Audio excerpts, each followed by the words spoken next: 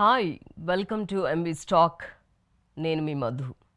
Second world వార్లో జపాన్లో Hiroshima Nagasaki నగరాలపై ఆటం బాంబ్ దాడి జరిగింది. అయినా ఆ విధ్వంసాన్ని తట్టుకొని ఆ దేశం నిలదొక్కుకోగలిగింది. విస్తీర్ణం రీత్యా చూస్తే మన దేశ భూభాగంలో 8వ వంతు మాత్రమే ఉంటుంది. జనాభా సుమారు 12.5 కోట్లు.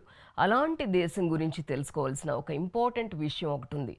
వయసులో సెంచరీ దాటిన వయోవృద్ధుల సంఖ్య జపాన్లో చాలా ఎక్కువ. పైగా ఆ ఓల్డ్ ఏజ్ పీపుల్ దీనంగా హీనంగా ఉండరు. వెరీ యాక్టివ్గా హెల్దీగా ఉంటారు. ప్రపంచవ్యాప్తంగా దీర్ఘాయుష్తో జీవిస్తున్నవారు జపనీయులేనట.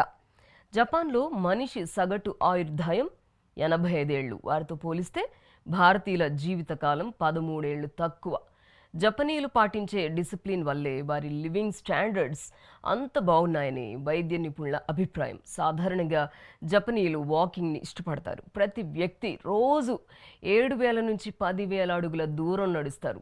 సైకిల్ని ఎక్కువగా యూజ్ చేస్తారు. తమ ఫుడ్లో కార్బోహైడ్రేట్స్ తగ్గించి ప్రోటీన్ని ఎక్కువగా తీసుకుంటారు. డే టు డే తమ పనులను టెన్షన్ పడకుండా చేసుకుపోతారు. సగటున 6 నుంచి 7 గంటలు హాయిగా నిద్రపోతారు.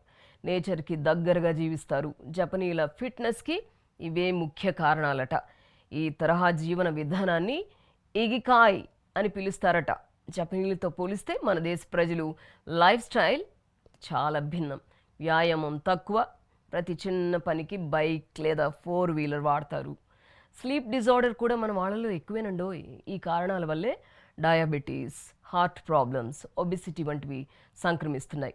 ఆహారం, పని, నిద్ర వంటి విషయాల్లో చిన్న చిన్న మార్పులు చేసుకుంటే ఎవరైనా ఎక్కువ కాలం హ్యాపీగా జీవించవచ్చని జపనీయులు ప్రూవ్ చేశారు. మనం కూడా ఆ లైఫ్ స్టైల్ని ఆచరిస్తే ఉత్తమం కదా. మరెందుకు ఆలస్యం?